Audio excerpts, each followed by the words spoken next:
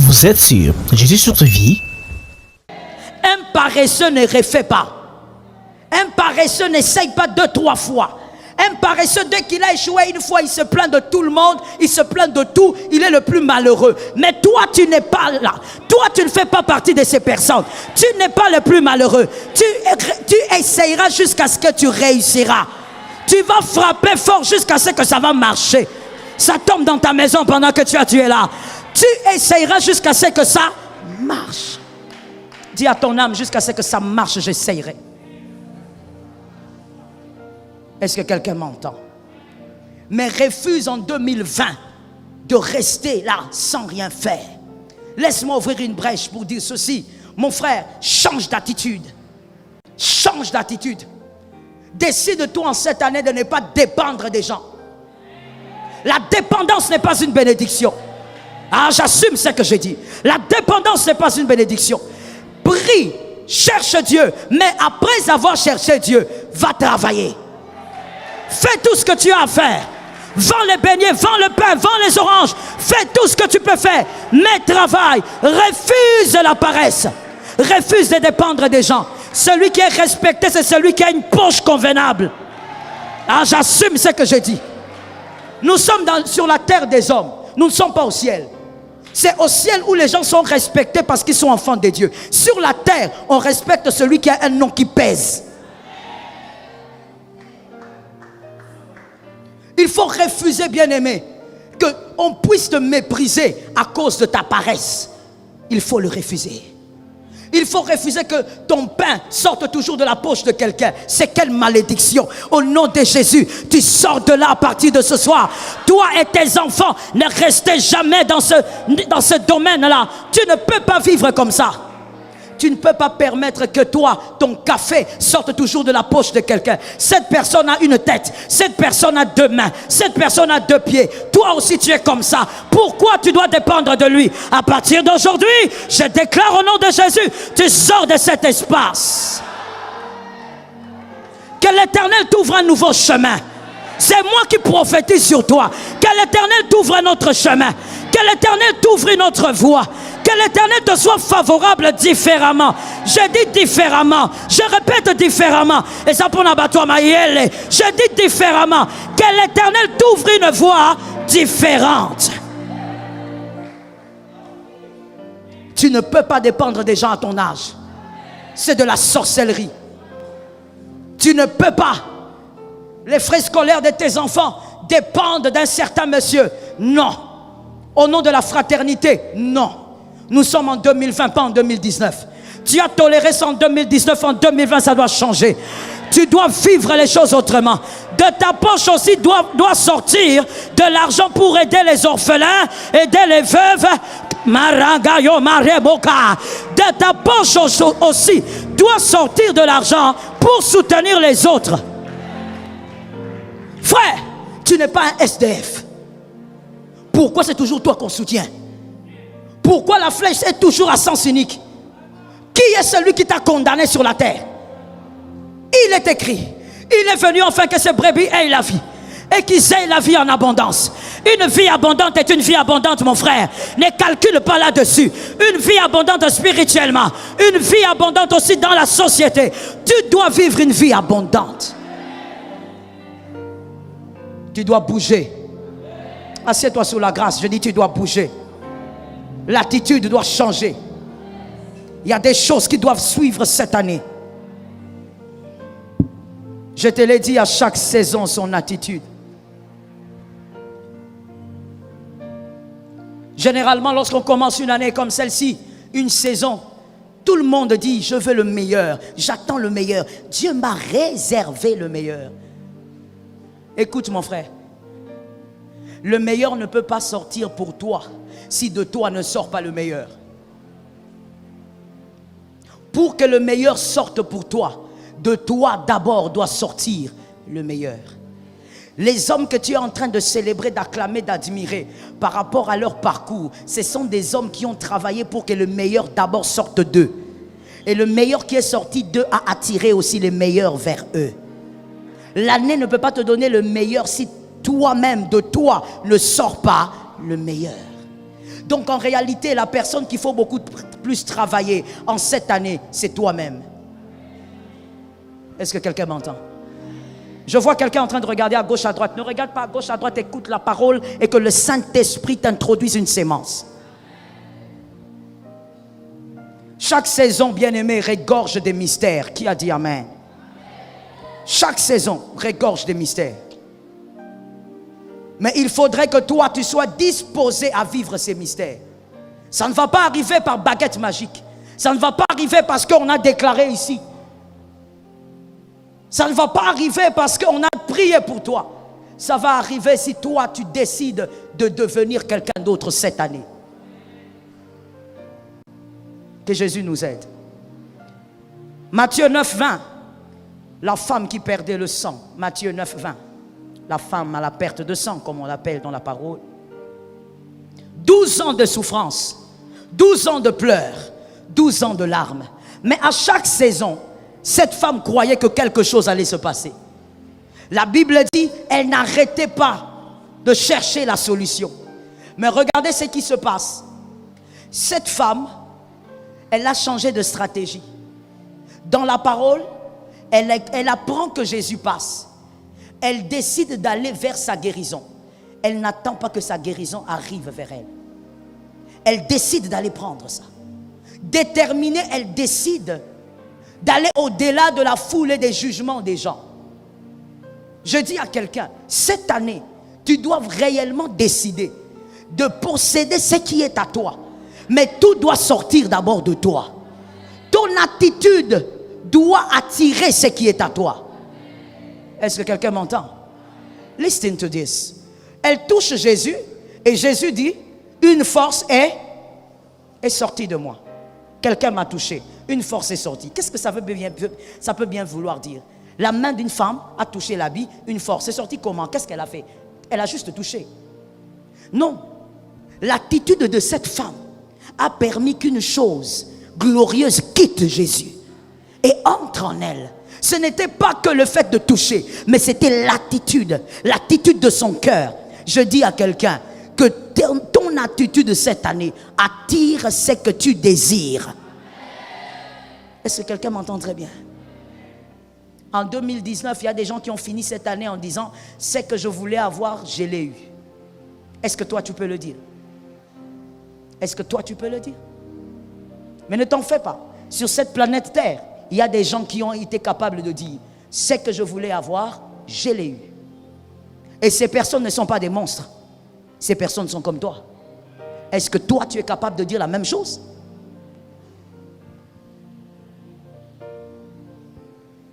Ça doit changer. Je dis, ne perds pas ta saison, ça doit changer. Aena, Cité Verte, s'il vous plaît, n'en soyez pas dans les slogans vides. Faites ce qu'il faut pour que cette année soit une année de moisson.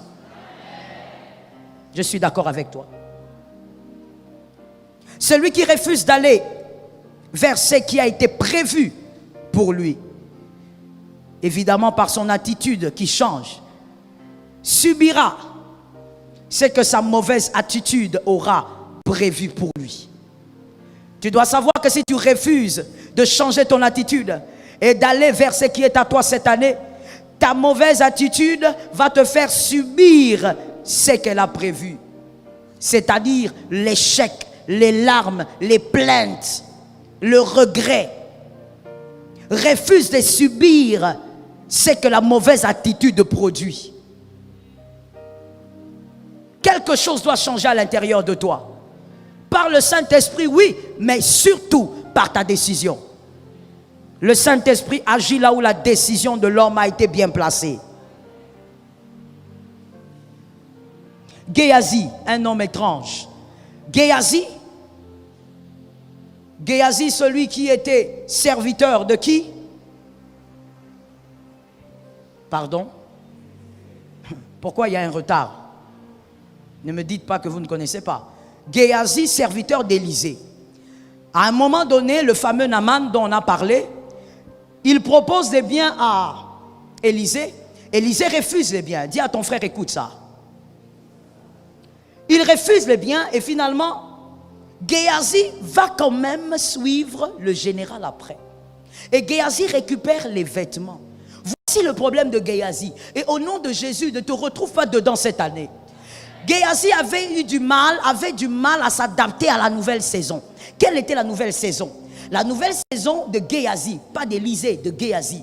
La nouvelle saison de Géasi était une saison où le Seigneur avait permis que des hommes puissants, des hommes grands s'approchent de Géasi.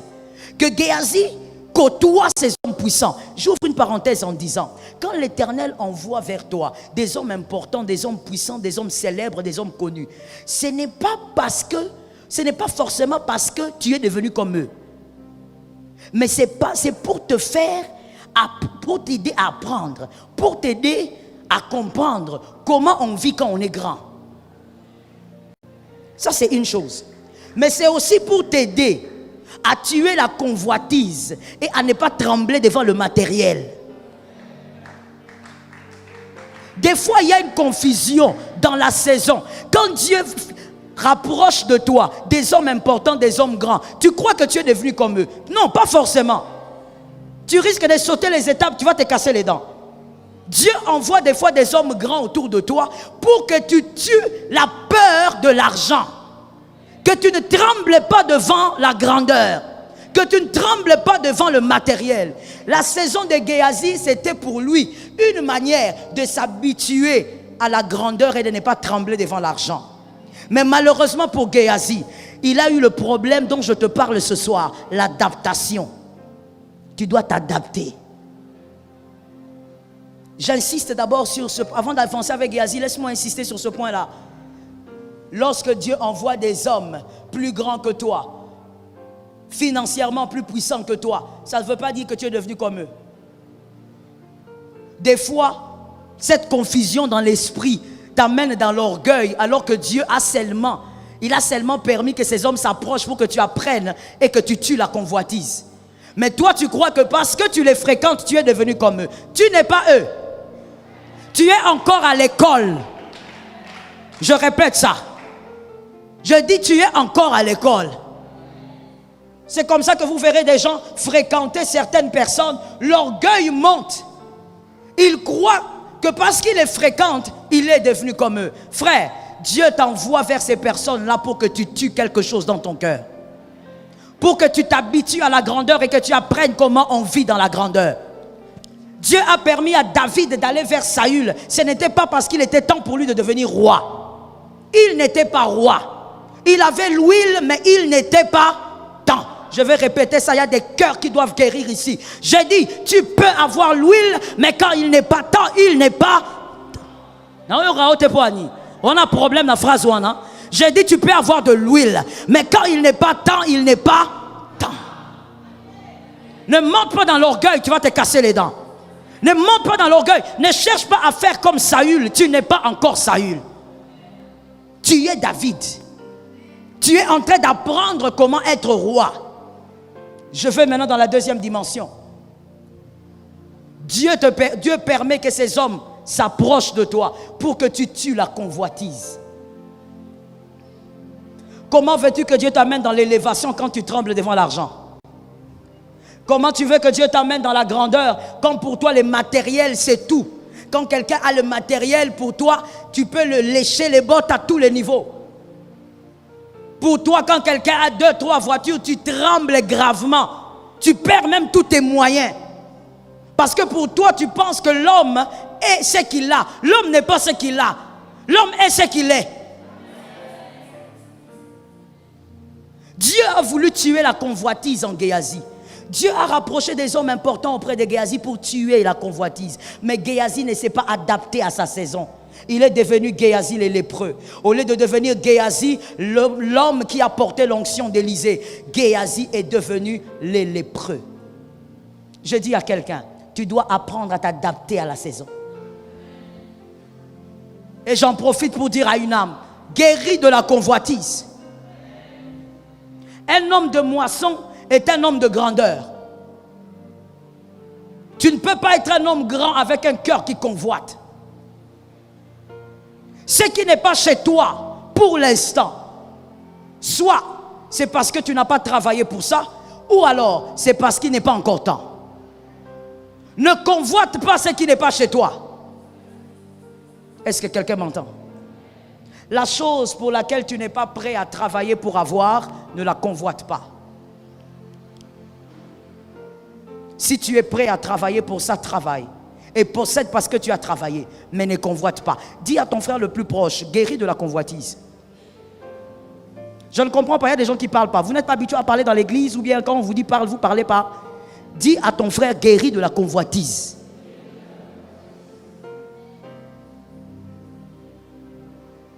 Oh God. Le Seigneur a dit que je serai puissant. Le Seigneur a dit que je serai grand. Le Seigneur a dit je suis le Joseph de ma famille. Mais si toi tu deviens le Joseph de ta famille, tes frères ne vont pas manger. Joseph, ses frères ont mangé, mais toi tes frères ne vont pas manger. Parce que tu es dans la convoitise. Vous savez, quand quelqu'un est dans la convoitise, il aime s'accaparer de tout ce qui est bien et beau. Et quand il est là serré dans ces choses-là. Mon frère, guéris de ça. Tu es grand à cause de ce que tu es. Tu es grand à cause de l'Esprit de Dieu qui est en toi. Je dis à quelqu'un, guéris de la convoitise. Ces choses-là sont les choses du monde. L'Éternel te le donnera au temps fixé. Travaille, mais l'Éternel te le donnera au temps fixé. Guéris. Ne sois pas là avec un cœur très chaud parce que tu vois l'autre posséder ce que tu n'as pas. Guéris de la convoitise. Et en même temps, je veux dire à un frère ici, à une sœur, respecte tout homme.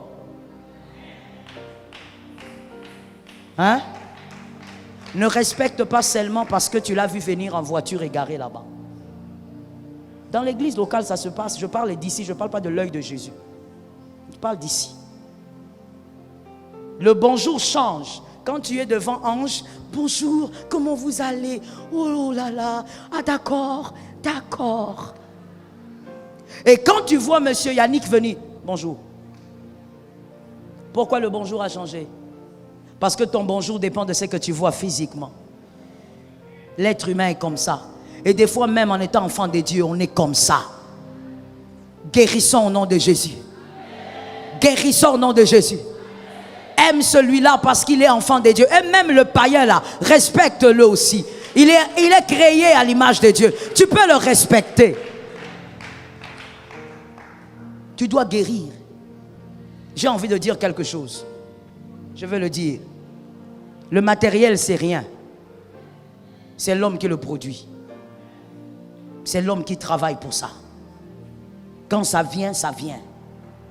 Tel c'est venu, ça peut aussi partir. On ne respecte pas les hommes à cause de ce qu'ils ont.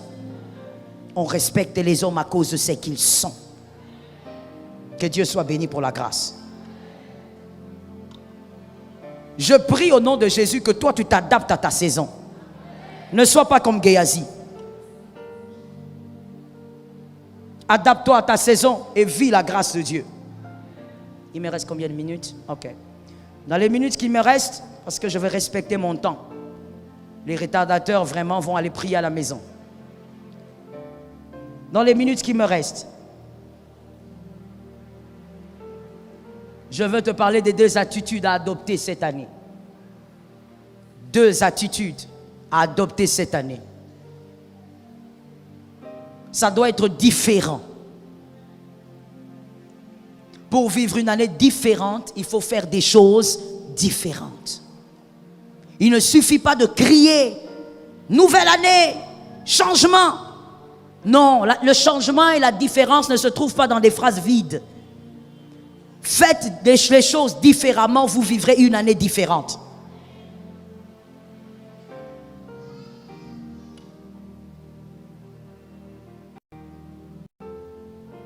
Vous savez, bien aimé, ce que j'ai vu sur la terre des hommes, sous le soleil, ce que j'ai constaté. Lorsque vous êtes dans des phrases vides et vous vous accrochez à la prophétie au lieu que votre attitude suive la prophétie, j'ai vu les gens devenir aigris, crispés. Les gens développaient une jalousie hors pair. Ça m'a toujours dépassé. À l'époque, on pensait que les personnes qui étaient aigries, jalouses, c'était les vieilles dames, les vieux messieurs là. Mais aujourd'hui, ce sont les jeunes qui sont aigris. Vous voyez un jeune avec un cœur noir. Vous vous demandez, il est le petit frère du diable ou quoi? Qui l'a envoûté jusqu'à ce point? Ça, il faut seulement le diable personnellement. Vous voyez un jeune de 22 ans, mais il a un cœur rempli de jalousie à un niveau impossible. Vous écoutez les phrases qui sortent de sa bouche. Vous entendez des gens dire, ah, Jean-Luc a voyagé, gloire à Dieu. Et vous l'écoutez, lui là-bas, il n'a que 22 ans. Mais il vous sort une phrase du genre, le voyage c'est quoi?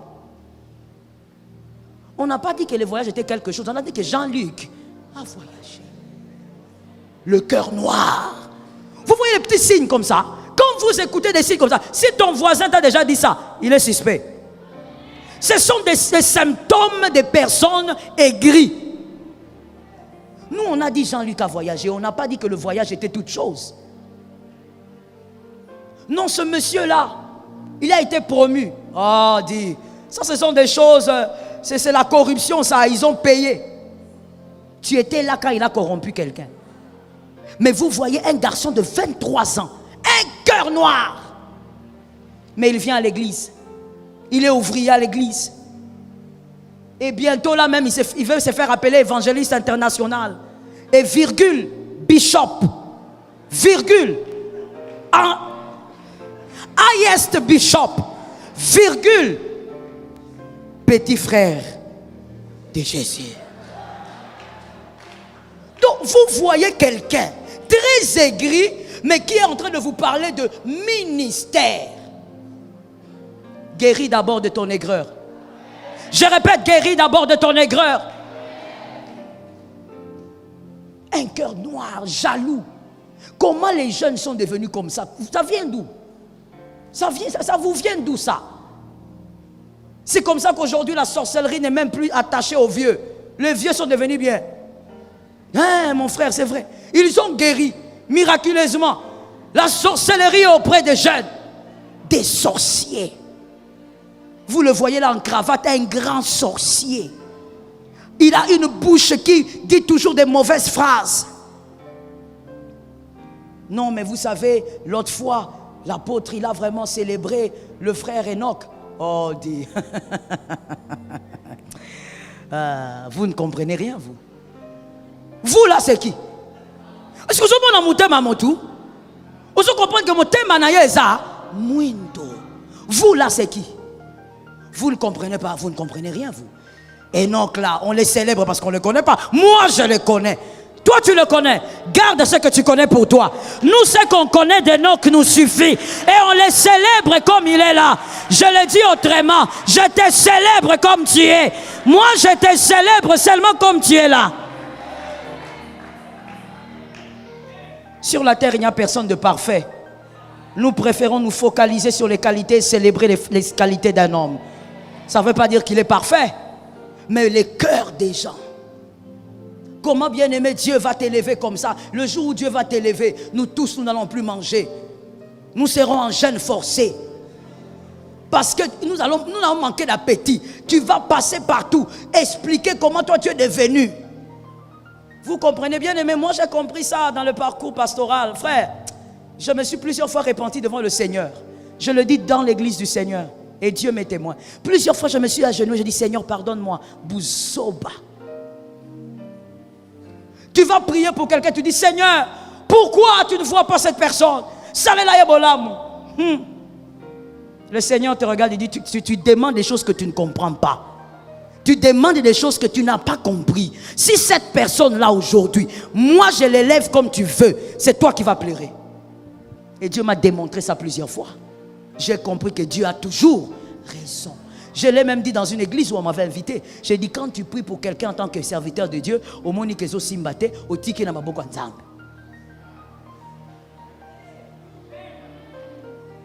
C'est ça la vérité. Au salinini. Tu dis, Seigneur, gloire à Dieu, gloire à ton nom. Occupe-toi de lui quand tu voudras. Si c'est dans 15 ans, occupe-toi de lui. Dieu est plus sage que l'homme. Je dis à quelqu'un, guéri de la jalousie, guéri de la convoitise. Un enfant de Dieu doit être guéri dans son âme. J'étais en train de dire quelque chose, je ne sais plus si c'était où, mais je te le dis aussi. Vous savez, je suis très d'accord avec la belle phrase là, le panier circule encore. Moi, je suis d'accord avec. Mais seulement, je pense que ce n'est pas toute la vérité. Toute la vérité, voici ce que moi je pense être toute la vérité. Les paniers circulent encore, mais Dieu est libre de faire passer les paniers. Même 15 fois sans que ça n'arrive chez toi.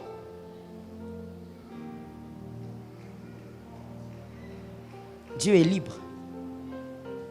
Ne faisons pas de Dieu notre garçon de course. Dieu est libre de faire passer ces paniers-là même 20 fois, sans que ça ne s'arrête chez toi. Et même quand ça ne s'arrêtera pas, il reste le Dieu d'amour. Oh, vous avez vu, il y a un problème ici. J'ai dit, il reste le Dieu d'amour. Il reste le Dieu de compassion. Il reste le Dieu de miséricorde. Même si le panier circule et ça ne passe pas chez toi 20 fois, il reste Dieu. Guéri de la convoitise. Si Dieu fait du bien à ton frère, célèbre cela. S'il fait du bien à ta soeur, célèbre cela. Il y a des gens même qui sortent des phrases du genre: ah, écoutez, ceux-là ont été favorisés. Voilà pourquoi ils vont bien. Voilà pourquoi ils évoluent. Frère, si ceux-là ont été favorisés par les hommes, toi tu as qui? Si tu as Dieu, mais Dieu est plus grand que les hommes. Pourquoi tu te plains? Pourquoi tu te plains que ceux-là ont été favorisés, ceux-là, ils ont des frères, ceux-là? Non, mais toi, tu as Dieu, et Dieu, il est plus grand que les hommes. Alors compte sur ce Dieu-là pour monter plus haut. Au nom de Jésus, ne dis plus jamais ces genres de phrases. Ceux-là, c'est parce que bénis le Seigneur pour ce qu'ils deviennent. Et avance avec l'onction qui est sur ta tête. Qui a dit Amen? La première attitude à avoir cette année. La première attitude. Faites mieux. Tout ce qui vous a fait avancer l'année passée. Cette année, faites les mêmes choses, mais faites-les mieux. Faites-le avec excellence. Tout ce qui t'a propulsé l'année passée, cette année, essaye de faire la même chose, mais fais-le mieux. Travaille dans l'excellence. Ézéchiel 37, 7 à 10. Ézéchiel 37, 7 à 10. Ézéchiel 37, 7 à 10. Dans ce verset, nous voyons que le prophète Ézéchiel, il a d'abord prophétisé comme l'Éternel lui disait. Et quand il a prophétisé, la Bible dit que les os ont commencé à se regrouper. La chair a commencé à se reconstituer. Mais à un moment donné, Ézéchiel constate qu'il n'y a pas l'esprit. Et Dieu dit à Ézéchiel, maintenant déclare que l'esprit entre. Et Ézéchiel a déclaré, esprit entré. Est-ce que quelqu'un m'entend? Ce qui s'est passé s'est fait en 2 temps. Comme pour te dire, lorsque tu commences à faire une chose et que la chose a bien évolué, comme le cas d'Ézéchiel, continue à insister dessus et va dans l'excellence. Est-ce que quelqu'un m'entend? Ne t'arrête pas seulement à prophétiser pour que les os se regroupent, mais va jusqu'à ce que l'esprit va entrer dans le corps. Continue de faire mieux ce que tu avais fait hier. Même parmi les choses que tu étais incapable de bien faire hier, regarde la chose dont tu crois jusqu'aujourd'hui. La chose à laquelle tu t'attaches jusqu'aujourd'hui. Et cette année, fais la même chose, mais fais mieux. Dis à ton frère, fais mieux. Fais la même chose, mais fais mieux. Je te l'ai dit cette année, refuse d'être celui qui ne fait rien. Refuse ça. Le Saint-Esprit donne l'inspiration. Le Saint-Esprit donne des idées. Le Saint-Esprit illumine l'esprit. Tu es capable de dormir et tu te réveilles avec une idée. Ça tombe sur toi. Il y a des gens qui ne dorment que pour dormir. Et quand tu dors, tu fais que des rêves un peu bizarres. Non, le songe aussi peut te donner une idée. Une idée qui change ton année une fois pour toutes. Une idée qui te permet de moissonner sérieusement. Je dis, le Saint-Esprit peut faire tout ça. Alors cette année, décide-toi à faire tout ce que tu avais fait l'année passée. Tout ce qui t'avait fait réussir, fais-le avec excellence.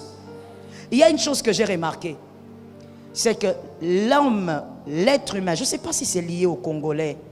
Vous êtes sur Jésus sur vie?